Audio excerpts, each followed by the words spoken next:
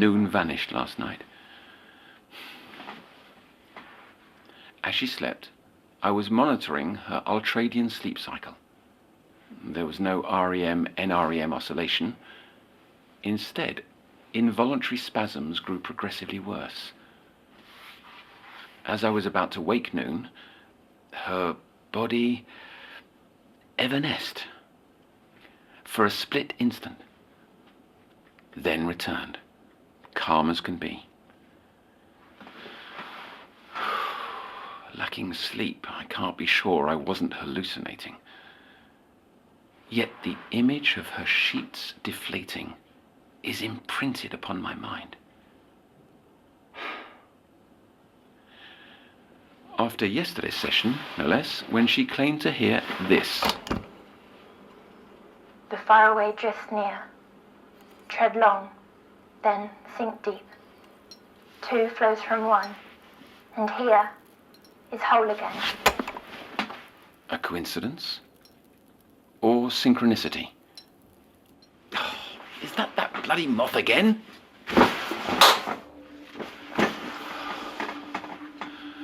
Riddle piles upon riddle, and answers continue to elude. I'll sift through every word if I must.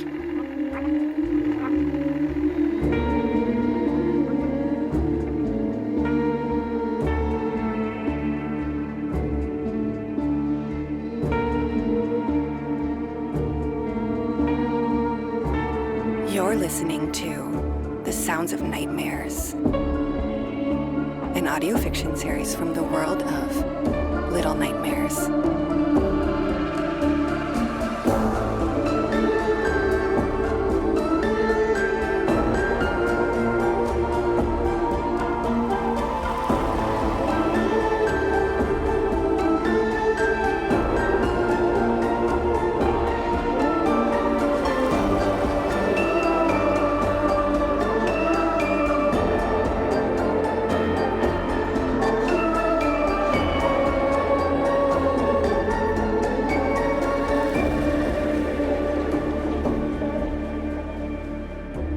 Chapter 3. The Theater of the Mind.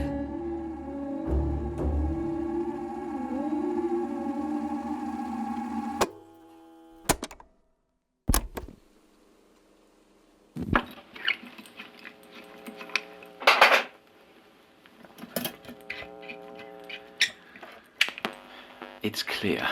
Noon's symptoms go beyond parasomnias. Her retellings are too detailed. Vocabulary too advanced, as if derived from the oniric itself.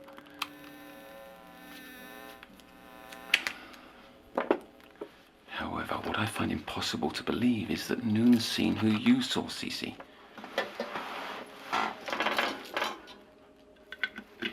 If two people, without any contact, shared the exact same observation, is it proof of transpersonal dreaming? But such implies concurrence, and these dreams are years apart. Then, no, I cannot be taken to metaphysical backwaters, sounding like my old professor. I've remained balanced over the years by clinging to the notion that my recollection of what happened years ago was wrong. But now, those memories are coming home to roost.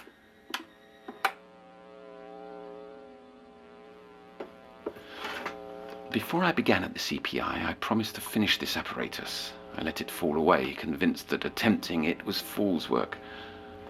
Now struggling to put myself in her shoes, well, fool me twice. Oh! Ah.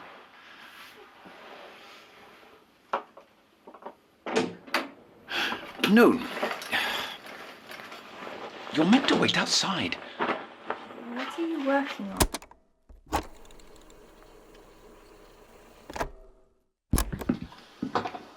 We've come to know each other better over the past weeks, haven't we? Because we're friends. That's why. And friends tell each other things. Friends, that's right. One of the absolutes I've come to realize is that the more time you spend with someone, the harder it becomes to hide who you really are. The only exception to this rule is with the company of oneself. We willfully hide what we'd rather not face. Like the candle man you mentioned seeing under hypnosis. I don't like that. What? Hiding things from myself. Nobody likes it. That's why it's important to reveal your inner face. Depth analysis, we call it. And so I'd like you to think of this session as a dialogue with your unconscious mind. You are asking the questions, not me. Asking myself questions. I'll help, but as you go, I'd like you to try.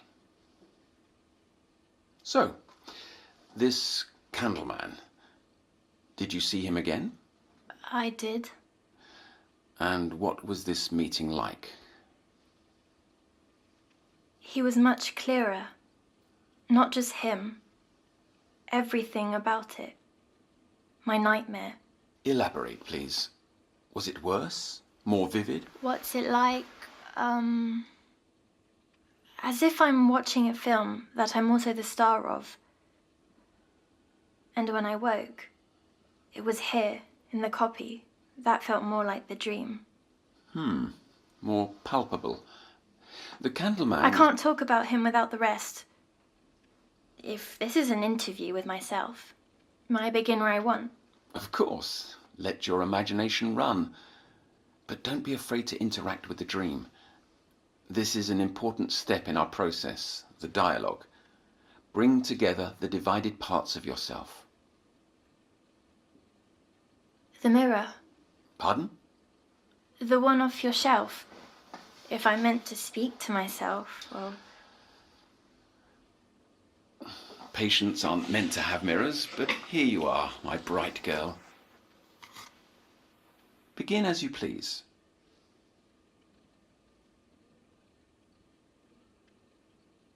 In the dark. A hand let go of mine.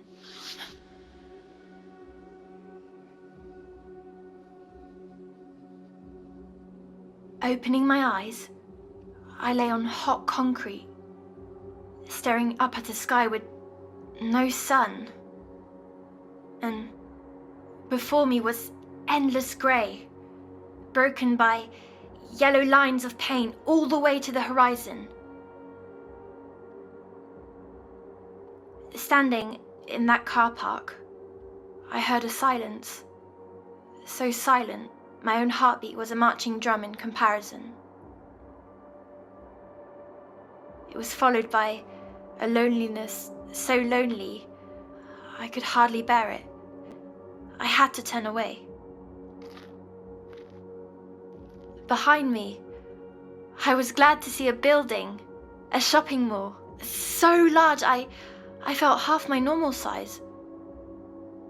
Its doors opened, and I ran to them.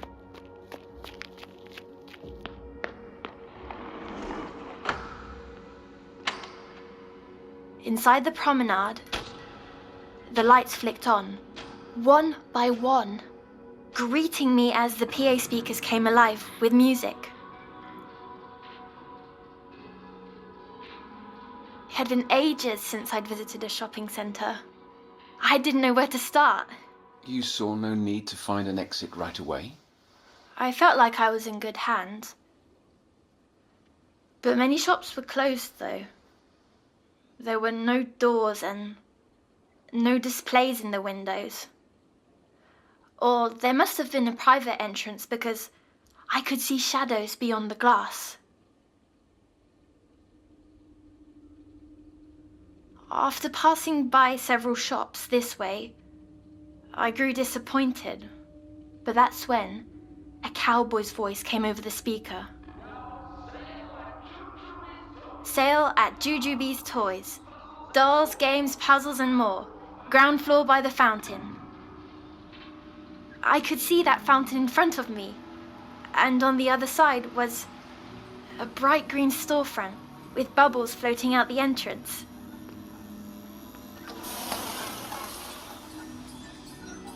Shelves and shelves of wonders lined the shop.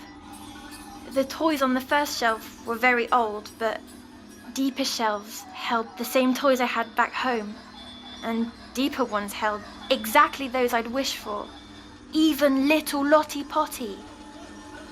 But these Lotties had black eyes, not blue, and their skin was yellow like autumn leaves. The shop owner wasn't present, so I grabbed one and began playing on the carpet.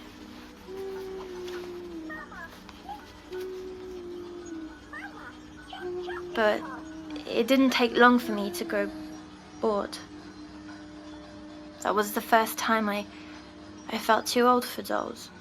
Maturity is natural as you approach adolescence. The brain loses interest in things once held dear.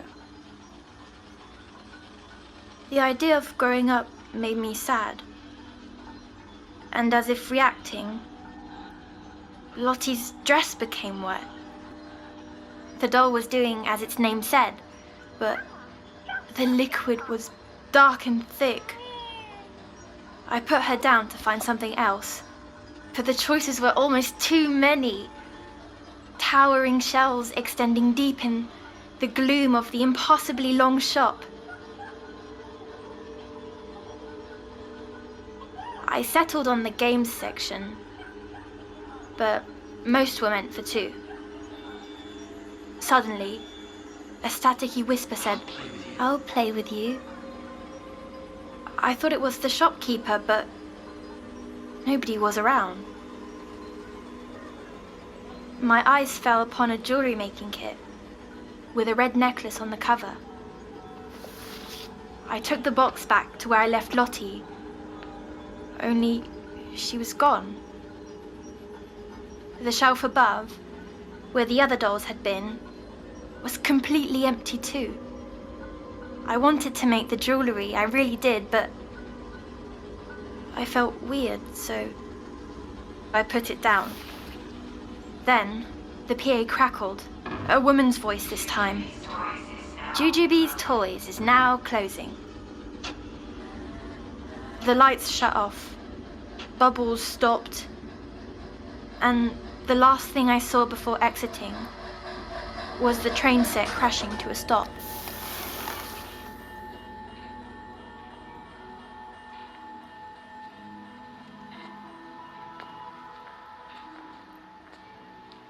The promenade was empty still. Each step echoed across the walls and floors, which were pearl white and had patterns like veins. I came to 3 sets of stairs, side by side, leading to the next floor. I chose one, and reaching to the top, I saw another open shop. Mademoiselle's Bijouterie. Bijouterie. But regardless, you could read this. Yes, the letters were quite big. Have you been able to read in your dreams before? I'm not sure. That's not a question I would ask myself, though, Otto. Apologies. The glass case in the centre of the room pulled me in, full of gold and silver necklaces. Hanging in the middle was an enchanting red pendant. And before you ask, yes, it was just like on the box at the toy store. The PA came on again. A free gift to all little girls 10 and under. Without asking, I put the necklace on, glowing like a ruby teardrop. With my gift, I set to leave, but someone must have left the speaker on because I heard arguing. "Don't overdo it," said a first voice, followed by a second. "One more prize can't hurt."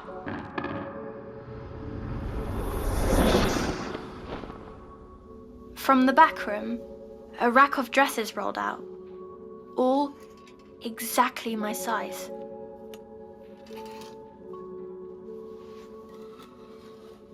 It'd been ages since I'd been allowed to pick out my own dress.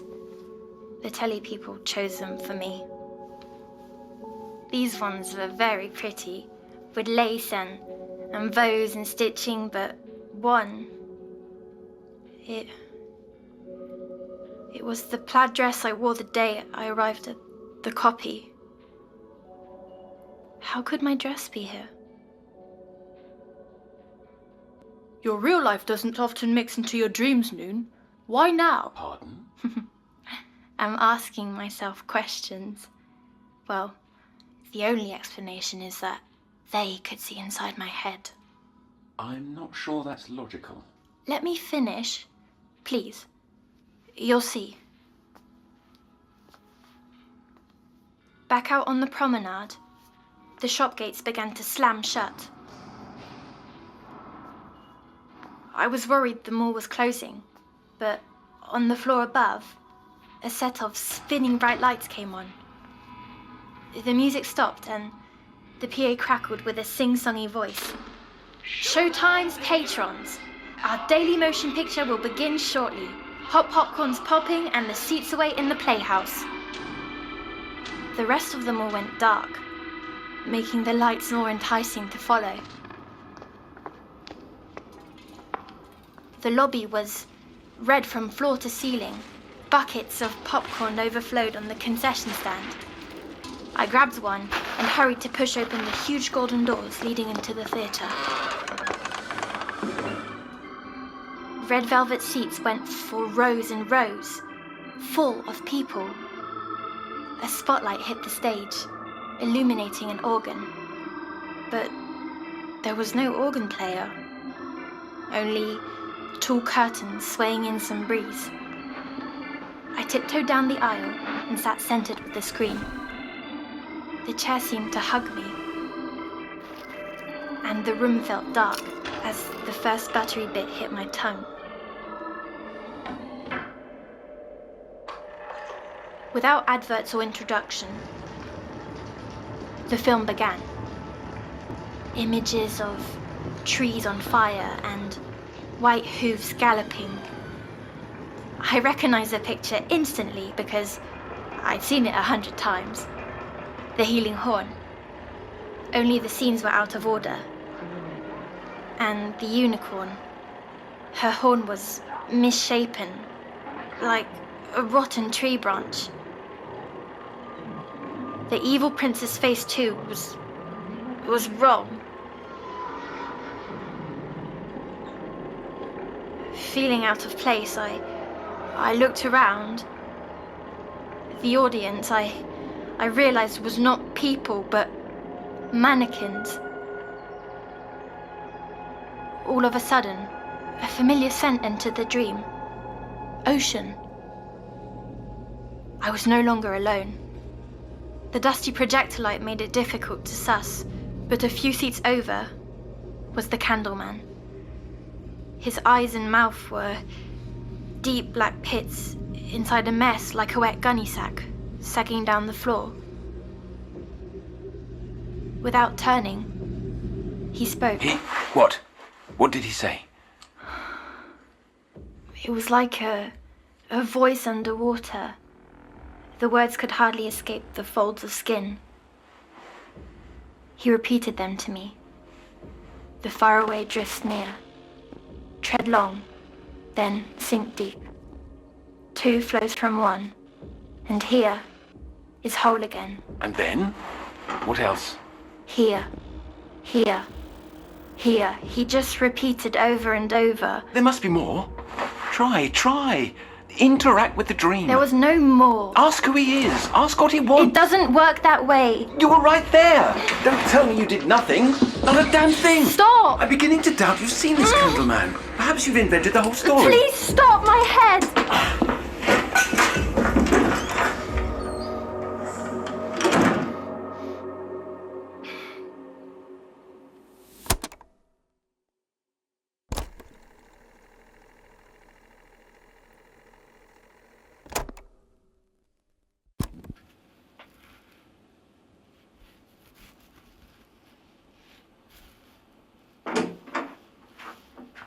What are you doing with the mirror?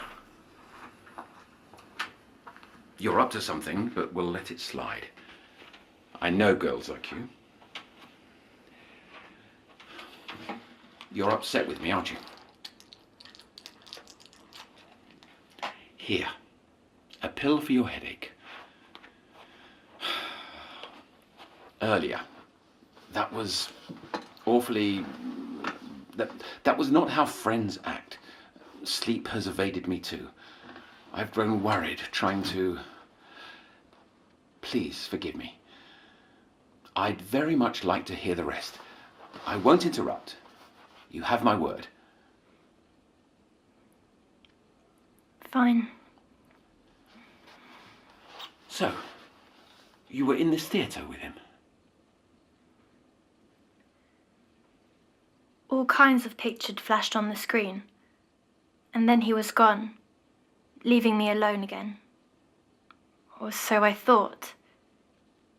The projector flickered in the booth. I dashed up and found the door ajar. A new voice came over the PA, angry. No patrons in the projection room. The door was stuck, but I pushed and pushed. The PA boomed, "You must not enter!" The projector I saw first was shaped like a deformed eye. Then, my attention fell to the mass on the floor. A brain? A heart? No.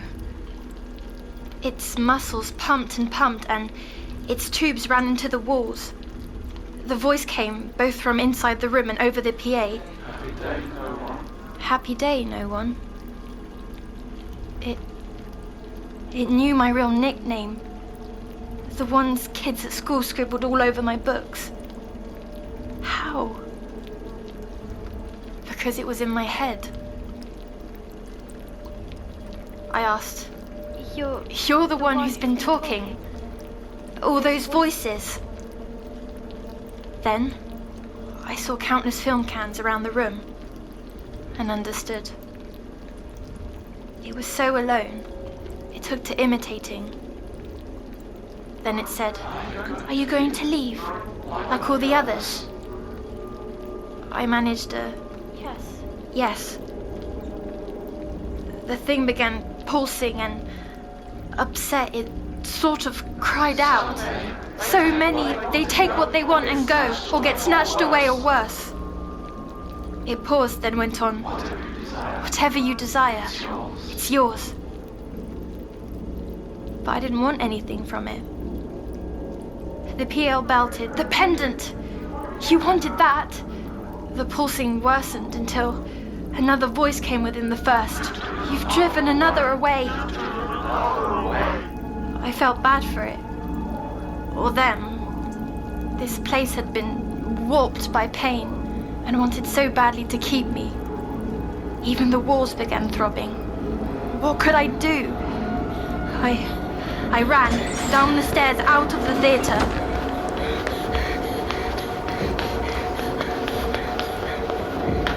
On the promenade, the lights were flashing so as to be dizzying. The PA screeched, "Everyone needs someone. Don't leave me alone." The walls began to cry that dark, thick liquid. Pooling around me, I looked up. From the floor above, the candleman stared, pointing at my chest, at the pendant. I flung it down into the liquid, then he reached a hand toward me and all faded as the PA sobbed, "Don't take her. Not this one, too."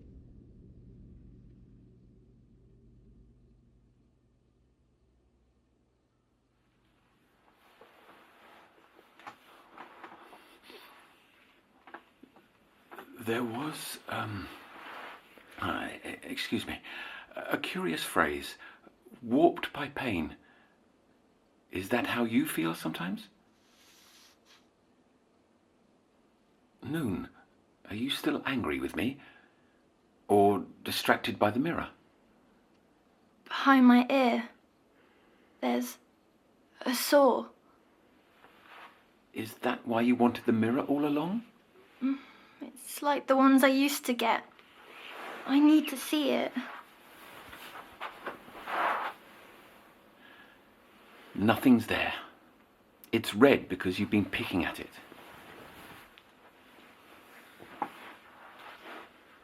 I have one more question for myself. Why do I have these dreams? Water sickness, that's my answer. Noon. It's wiped out of your system. There have been no known reinfections. It's in your mind. But what if the cure is the cause? I never had nightmares or headaches before all of this. Before going on telly. Before this... No. Come here, my girl. You're not sick. You're perfectly fine. You're a perfectly wonderful little girl. This time I will protect you. I'm sorry. You were squeezing so tight and it slipped.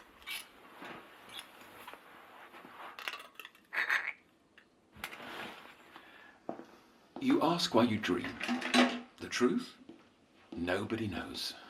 My studies always assumed they were more than the brain's way of filtering subconscious thoughts. But I had no answer either. An old professor of mine thought he did.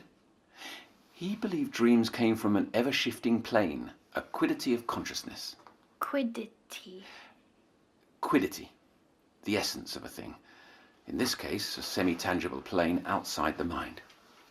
Is it the same as mutual dreams? I don't understand. My colleagues didn't either.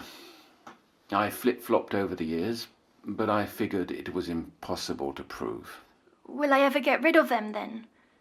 Will I ever leave the copy? You must understand, you are a unique case. I want to let you go. As soon as... I'm better? Yes, as soon as you're better. Now. I know. Sweets for my sweet. Do I have to go back to my room? I've got to tidy, and you reminded me there's something I need to find. On you go. I'll come by later.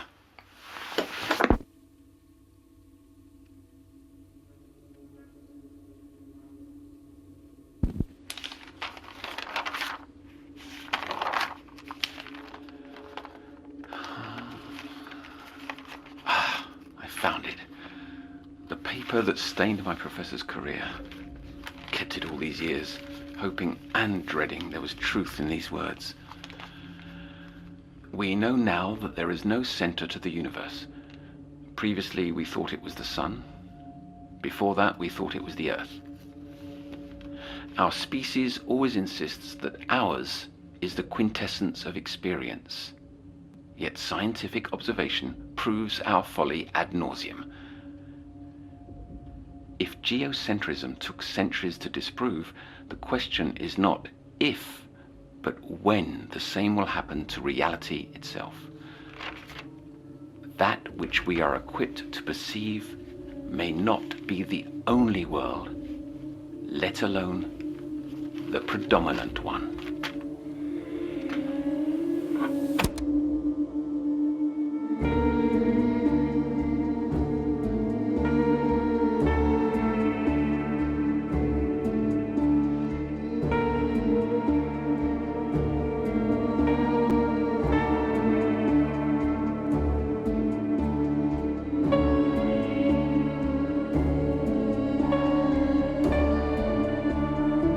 You've just listened to the third episode of The Sounds of Nightmares.